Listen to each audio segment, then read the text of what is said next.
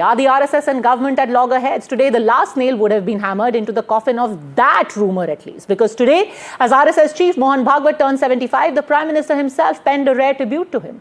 In his blog, the Prime Minister said that Mohan Bhagwat is a leader who embodies the principle of Vasudhaiva Kutumbakam and has dedicated his life to societal transformation and strengthening the spirit of harmony and fraternity. He also commended the RSS chief for bringing his own strength, intellectual depth and empathetic leadership to the role of Sarsanghchalak, and all of this inspired by the principle of nation first. Mind you, this is important because the RSS also enters its centenary year and the Prime Minister also turns 75 this month itself. And all of this is significant. It all adds up because after the 2024 elections, BJP's rivals have insisted that increasingly there is a growing chasm between the Sarkar and the Sangh. Most waited with bated breath to see if the RSS will nudge out Mr. Modi from Prime Ministership once he turns 75. But both men, it seems, have set up all such critics only for disappointment. And that's why today the Congress and TMC viewed the Prime Minister's praise for the RSS chief with a degree of suspicion and even said that this over-the-top tribute, their words, not mine, is an insurance policy against forced retirement at 75. संगठन के बारे में मोदी जी ने इतनी तारीफ की है। मोदी जी डरे हुए हैं और ये म्यूचुअल जिसे कहा जाए एक दूसरे पे, क्योंकि 75 इयर्स का जो उन्होंने कहा तो मोदी जी के 75 इयर्स है। 17 तारीख को तो उन्हें लग रहा है कि भाई अब तो रिटायर करना पड़ेगा। आरएसएस पे भी बैन लगा था इसी देश में और आरएसएस जो है, आरएसएस के प्रमुख के बर्थडे पर मैं उनको बधाई देना चाहता हूँ, परंतु मुसलमानों के खिलाफ ही बात करना, हिंदू राष्ट्र बनाना और जो है एक तरफ हमारे मोहन भागवत साहब बहुत सी बात करते हैं, मुसलमानों के लिए अच्छी बातें करते हैं, दूसरी तरफ मोहन भागवत साहब की ताकत से ही बीजेपी चल रही है। Mohan Bhagwat issued a statement regarding the age limit for a political leader. Many people says that it is directed towards the Prime Minister, Mr. Narendra Modi, because he is also attaining at the age of 75 years. So, in turn, now Narendra Modi is again and again praising Mohan Bhagwat ji to get some mark from him. Modi's tribute to Bhagwat ji is not respect, it is a sycophancy. A signal to RSS leadership, don't apply 75 to me. And that brings us to the key questions on which the buck stops here. What does one make of what the PM has penned about Mohan Bhagwat? Is this really mutual respect of two fellow travellers or an effort, like the Congress says, to seek insurance policy from retirement? Let me put that question. Rakesh Sinha continues with us. Bhavna Jain of the Congress joins us, along with political analyst Ashutosh and Hindol Sen Gupta. Professor Hindol Sen Gupta, historian and professor of international relations at OP Jindal University. Let me ask you first, Rakesh ji, is this an insurance policy? Congress is saying, and I quote, Modi ji डरे हुए हैं, उनको लग रहा है कि इस birthday पे उनको रिटायर कर दिया जाएगा, तो वो मोहन जी को, जैसे कहते हैं हिंदी में, मान मनोबल कर रहे हैं। I am not bothered about what Congress said. I am bothered about the degeneration of political culture in this country. That when you are congratulating someone on birthday and deliberating, interpreting his life, mission and role, you are interpreting in terms of political loss and key. We praised Gandhi because Congress party wanted some insurance. Some people in Congress party praised Jawaharlal Nehru because they want insurance. I think this is genuinely the erosion of the political culture which had been very healthier in 1950s, 60s and 70s, even during the Indira Gandhi regime. This Congress party under the leadership of Sonia and Rahul, they don't bother about the Indian tradition. They don't know the importance of birthday. It is not only the using cake cutting. It is not only this. Birthday is celebrated for a man's role in the society. Mohan Bhagwat is not a small man. He has been last 50 years, he left home and hearth for the social services. He's heading the RSS for almost 25 years. His leadership as Sarkar and the Sarsanghchalak. And most important thing is that in the crisis hour, when the Hindu tourism narrative was initiated by the Congress party, and the entire Hindu society was blamed all over the country, Hindu civilization, Hindu culture. That time Mohan Bhagwat ji led the RSS and changed the entire narrative of the country. The erosion of the meaning of the Hindu, it became shrinked. Now Mohan Bhagwat ji has again unfolded the progressive unfoldment of the meaning of the Hindu term, Hindu narrative. That has been deliberated by Prime Minister Narendra Modi ji in his article. This is a special occasion. He turned 75. Narendra Modi ji himself a pracharak. Pracharak, he explained, pracharak does not mean a propagandist. Here, pracharak in the Sangh tradition means the man who leaves home and earth and lives for the society, lives on the basis of society, lives on the resources of the society. His home, his family is entire nation. I have a lot of examples. The person born in Kerala and lived his life in Meghalaya entire life. Okay, a person Ashutosh born is in smiling. Maharashtra lived his life in Bihar entire life. Ashutosh is smiling. Rakesh Sinha is saying that this was a respectful tribute, which is being seen through a political lens. Is that how degenerate politics is in the present day?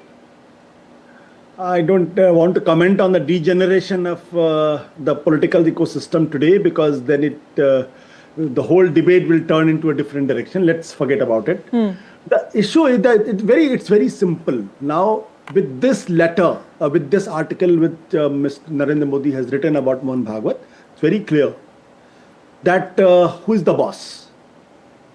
Who is the boss? Who's the boss? Who is the boss? And who is the boss? What's the answer? Who is the boss? CEO of a political vertical has finally realized that chairman is there, and as a CEO you have to report to him. And I will not say, see, I think I don't buy this speculation that Mr. Mohan Bhagwat wanted to remove Narendra Modi from the prime ministership. I think neither the Mohan Bhagwat is too shill, not Narendra Modi is too. No, Ashutosh, I don't want to leave this in the realm of vagueness. Who is the CEO and who is the chairman? Just answer your question. Who is the boss? Mr. Narendra Modi is the CEO of the political vertical of the entire conglomerate called RSS. And in the RSS family, it is the Sarsanghchalak who is the number one, who is the chief. He's the chairman. There is absolutely no doubt about it. So Mohan Bhagwat is the boss, and you're saying that this tribute was forced from a subordinate writing praises for his boss. Of course, there's no doubt about it. There's absolutely no doubt. In my mind, there is no... See, BJP is one of the verticals. RSS runs more than 40 verticals. There are 40 organizations. BJP has grown beyond its limit. And he being the prime minister, obviously, it requires an extra space for him. And the RSS had given him that space in the last 10 years. Okay. But if you see, but if you look at the way Mr. Mohan Bhagwat has been commenting and speaking about Narendra Modi not taking directly his name, but वो जो अपने आप को ईश्वर समझने लगे और स्वयं सेवक तो कभी अहंकार नहीं करता और विपक्ष जो होता है और सत्ता पक्ष दोनों मिलके चलते हैं, and about 75 years. So it was a very subtle way of telling the CEO of the vertical that you have to change your style of work. Okay, Hindol Sengupta. So very, very corporate analogy being given there, and this was basically the CEO writing a fawning letter to the chairman on his birthday. There are misunderstandings at many levels, Padmaja. I think any way to try to analyze this in business terms is fundamentally flawed, for the simple reason that the RSS is really actually a parivar, in the sense that there is no exit in that sense from the RSS once you're part of the RSS, because it is a cultural thing that you imbibe in your life. Now, some people may like it, some people may not like it. That's a different story. But the RSS journey is a lifelong journey. And as far as politics is concerned, you have to understand, and people should understand, that every politician who emerges out of the RSS has or operates within the what I would call the umbrella, the ideological umbrella of the RSS. Now, that is not an ideological umbrella per se only of the RSS, but a larger, broader vision that is shared by many organizations, many No, but bodies why is the that letter written? believe in this Why was the civilizational- letter written today? How do you read this letter? Well, the letter, I mean, the letter is very simple. The letter is essentially to convey that these are two very important people helming two different parts of this political, socio-political journey in our country. And I would actually see it as a letter of genuine affection of two people who've had a long journey together. By the way, similar letters were written, and I'm going to draw an analogy here, and please, if you will allow me 5 seconds. Similar letters of affection were written, for instance, between Patel and Nehru, who led a long journey together, and indeed between Gandhi and Patel and Nehru, or between the Trinity, so to speak. These are people who have spent a lifetime working with one another, a lifetime where they've really been their closest members, including perhaps even closer than their own family members. So I would see it as that. There could be obviously political readings of this, but I think there is more than politics here. Ashutosh, in fact, since we are talking about affection, it starts off, the Prime Minister starts off by saying that I knew Mohanji's father, Madhukar Raoji, very well. And, starts off with that. So why is politics being read into it?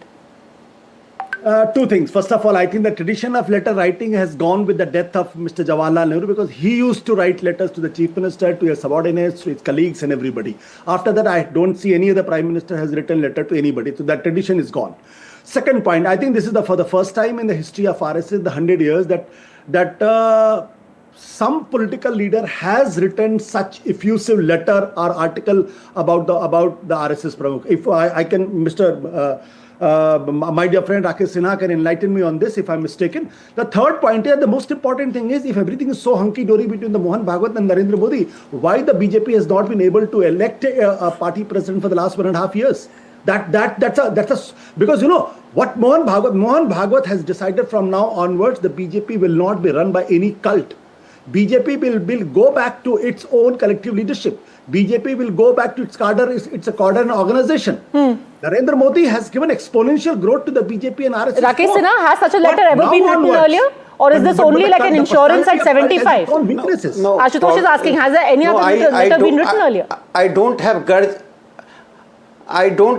with Ashutosh, because I know his poverty of idea. Poverty of idea, not because he is not educated, he is not experienced. He has been groomed in the Nehruvian value system. In that value system, birthdays, funerals, everything can be exploited for the sake of politics. When Lal Bahadur Shastri died, how Congress behaved, we all know. So here a birthday is being abused. I think it is not Mohan Bhagwat's birthday. No such letter was written for the 74th birthday. No such letter was written for the 73rd birthday. But things are such right now that such letters are exchanged. 60 years, 75 years, these are very important in our traditions. When you become 75 years old, even a normal person, the society celebrates. Generally in RSS, we RSS people don't celebrate our birthday. But when there is a birthday, the Swayamsevaks organize the programs. Guruji, when turned a particular age, he was welcomed in Delhi and he was presented donations from the people for the sake of the Rashtriya Swayamsevak Sangh. Mohan Bhagwat ji has been last 50 years, and Madhukar Rao Bhagwat ji, his father was first Pran Pracharak of Gujarat, when Narendra Modi ji was a Pracharak that time. He is a Swayamsevak. The Sangh siblings, I call it siblings, we are siblings. We are holding different position, and Narendra Modi has a Sangh Sanskar. That's why he said, I am not a Prime Minister, I am a Pradhan Sevak. The tradition he started with meeting himself a common people and mingling with the Safai Kramchari, common workers. In Republic Day, the common workers have been invited and given a great respect, more than member of parliament. This is the Sangh Sanskar which Modi ji demonstrated. Okay, mocking Sanskars just show a poverty of ideas. They cannot understand what Hedgewar has started a new value system in the social life. Okay, Bhavna ji. I have to ask him to, Mr. Sinha, to be quiet so I can speak. Padmaja, I would like to remind your viewers, just about a year and a half back, the whole country and the world saw the chemistry between Mr. Mohan Bhagwat and Prime Minister Modi during the Ram Mandir inauguration. there was so much, the body chemistry itself, showed the differences that was so obvious from that. Following that, the BJP president JP Nadda ji went out and said that we don't need the RSS, and the arrogance of the BJP leadership was so obvious for the world to see, and that itself has irked the RSS and Mr. Bhagwat. And the world knows the differences in the chasm that caused. Mohan Bhagwat doesn't seem very irked. When he had that 3-day session in Delhi recently, he said that we get along very well. You seem to be reading more anger in the RSS than the RSS itself. The subtlety of his message was very clear. There were many times his references were, if it was up to RSS, BJP ka adhyaksh to chun liya hota abhi tak. So there were very subtle messages of continuing differences between the two, and they may fool the people, but it is very clear that without the RSS, Mr. Modi, has finally surrendered, I would say, to the RSS and said, okay, it is his majburi. Because Hindol Sen Gupta. So this letter is now surrendered. Surrender to the RSS saying that you are my majburi, please come around. What is, I don't know, surrender to what effect? I mean, I don't understand this. I would like to point out one more thing. Now, if the lady can just please quieten down, perhaps I could make my point. I didn't speak when she was speaking. I don't understand the surrender to what effect, because at the end of the day, anybody who understands these organizations to any depth will know that they are, in a sense, as we say in English, they are joined at the hip. In fact, they're joined at the umbilical cord. So who's surrendering to who? So this entire surrender narrative is something that is overstated. However, I think there is something to be said for the fact that at the end of the day, the RSS is the mothership from where all these organizations emerge from. And the mothership, and remember, this letter could have many permutations and combinations, Padmaja. It's the 100 years of the RSS. The RSS has not turned 100 before. So this year is special for this entire Sangh Parivar. So there are many angles to which we should look at this. But and there is also a history to it. Like Bhavna Jain is saying, the history of the last 1 year, where post-2024, there was a slight cooling of relations between the two bodies, between the two organizations. So, trying to inject some warmth into the relations? Look, I mean, I wouldn't know whether there was cooling or not, and that would be wrong for me to try and, explain. But let me just say that in a complicated situation of running a country as vast as India, the organizations that are as vast as the RSS and the BJP would naturally have many layers, many, commonalities of opinion and differences of opinion. And those obviously play out in various ways. It is impossible. It is humanly impossible for such organizations and their leaders to always agree with one another on every issue. However, like all ideological organizations, and people who who study politics understand the difference, like all ideological cadre-based organizations, their ideology takes supremacy over anything else, over any institutional interactions they may have. Okay, so ideologically, no real suggestion of surrender, because they are joined by the umbilical cord of ideology, as it were. But what happens when one person, one individual, in his arrogance, becomes way bigger than the organization and portrays himself so to the world? Then the mothership wants to correct the course. And that is what happened. That is what we saw last year across the board.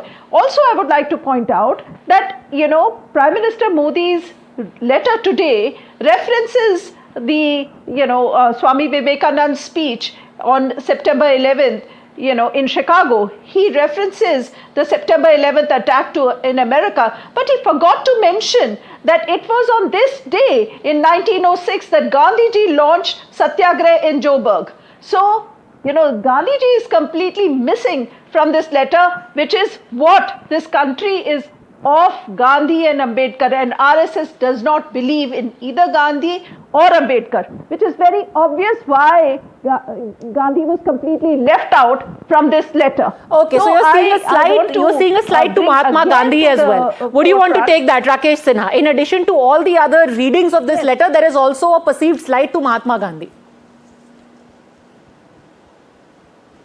You know, just see the Prime Minister's Narendra Modi's program since 2014, in last 11 years. Gandhi's core ideology got to see the light of reality during his era. Swadesi's right from Swadesi to self-reliance and the cleanness drive. For Congress, cleanness was for a particular caste and particular community and particular government or staff. Prime Minister made a movement. So Gandhi and Ambedkar got the highest respect during this era. As far as RSS is concerned, we in morning prayer, we remember both the people, Gandhi and Ambedkar. Ask these people, they have not awarded Ambedkar the Bharat Ratna. The three people from the same family, Rajiv Gandhi, Nehru, Indira Gandhi, got the Bharat Ratna, and he was deprived. Ambedkar was deprived. They are talking about Ambedkar. They should feel ashamed of that. Okay, here I'm going to leave it at that. You know, there will be many interpretations done of one document depending on what is more convenient for you. But I want to give the last 20 seconds to Ashutosh. Ashutosh ji, you were very convinced that the RSS wants the Prime Minister to retire when he turns 75. What if that doesn't happen on the 17th of September? Then what? No. I never. Then all these theories will come to naught? No, Padmaja, I'm very clear on this. RSS never wanted Narendra Modi to retire on 17th of this month. I think that was a speculative story that carried on everywhere. I never believed into that. See the relationship between the political leadership and the RSS leadership had been very acrimonious. If you see, look at how K.C. Sudarshan used to attack Atal Bihari Vajpayee and Lal Krishna Advani. Even before 2004, Sudarshan had made so many statements which was so bizarre. At one point of time, when he said that the CIA agent Pradhanmantri ke karyalay mein baithe hue hai. So it's not that the relationship between the political leadership and the RSS leaders has been very cordial. The fact of the matter is that the political leadership today, Narendra Modi and Mohan Bhagwat, they are more mature than the earlier leadership. But there are the serious differences. The differences is in which direction Mohan Bhagwat wants to take BJP into a different direction altogether. Okay. Narendra Modi wants to take it in a different direction, and that's why this is the difference. And these differences do occur in an ideological framework, in ideological political parties. All right, are there really differences, or are these differences also just like beauty in the eyes of the beholder? We shall perhaps never know, because both the gentlemen concerned haven't openly ever confessed to it, but others around them seem to suggest that that does happen. For the time being though, thank you very much for joining us on The Buck Stops Here.